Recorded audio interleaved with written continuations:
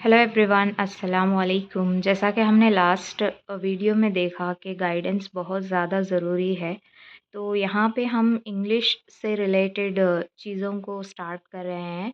तो इंग्लिश को कैसे हम 0 से 7 शुरू करें, basic level for government exams, या फिर आप अपने आप को इंग्लिश में इम्प्रूव करना चाह रहे हैं, तो उसके लिए भी ये वीडियो बहुत ज़रूरी है। मैंने यहाँ पे कुछ पॉइंट्स लिखे हैं जो जिससे रिलेटेड हम प्रिपरेशन करने के लेवल्स और पैटर्न देखेंगे। How to prepare English basic level for government exams.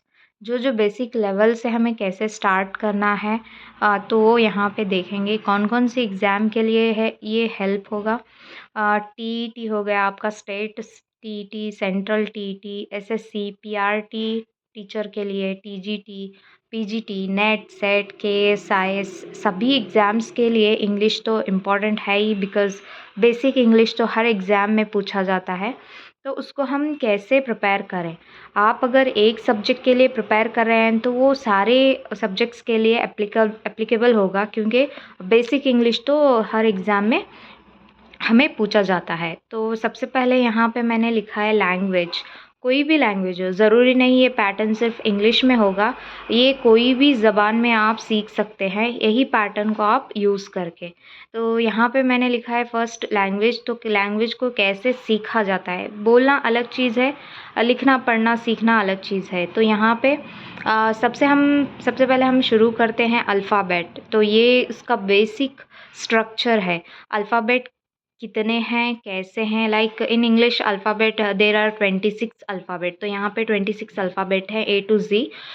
उसको भी डिवाइड किया गया है वोवेल्स और कॉन्सोनेंट्स में, ये आपको पता होगा।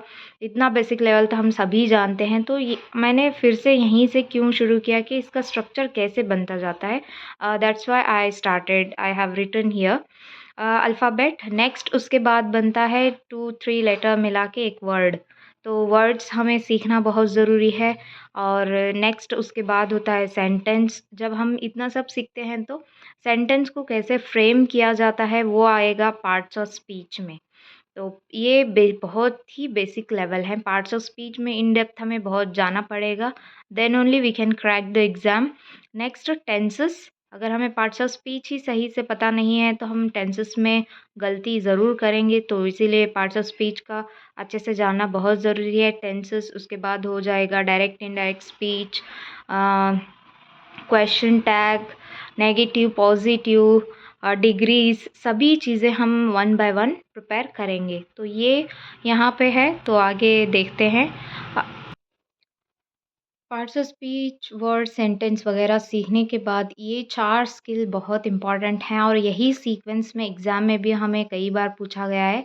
LSR-W को सीक्वेंस में लिखिए, कभी आगे पीछे दे देते हैं, लाइक WRS-L ऐसे आगे पीछे किया जाता है, but this is the correct pattern LSR-W। L means listening, S means speaking, R means reading, W means writing. Listening क्यों पहले आता है, क्योंकि जैसे ही एज अ ह्यूमन बीइंग और एनी अदर क्रिएचर, जैसे ही हम जन्म लेते हैं तो हम सबसे पहले सुनते हैं। हम बोलना नहीं सीखते, पढ़ना नहीं सीखते, लिखना नहीं सीखते, बट हम सुनने की जो स्किल होती है हमारी वो बाय बर्थ होती है। आफ्टर दैट वो सुन के हम बोलना सीखते हैं। जैसे आप ऑब्जर्व करते हैं छोटे बच्चों को, वो कभी बुक पेन लेके लैंग्वेज को नहीं सीखते, वो सुन के सीखते हैं। Next reading and writing. तो ये 4 स्किल बहुत ज़रूरी है। इनमें कैसे हमको सुनना है इम्प्रूव करने के लिए, अभी यहाँ पे हम इंग्लिश लैंग्वेज की बात करें तो इंग्लिश लैंग्वेज को कैसे इम्प्रूव करना है, बाय लिसनिंग स्किल्स।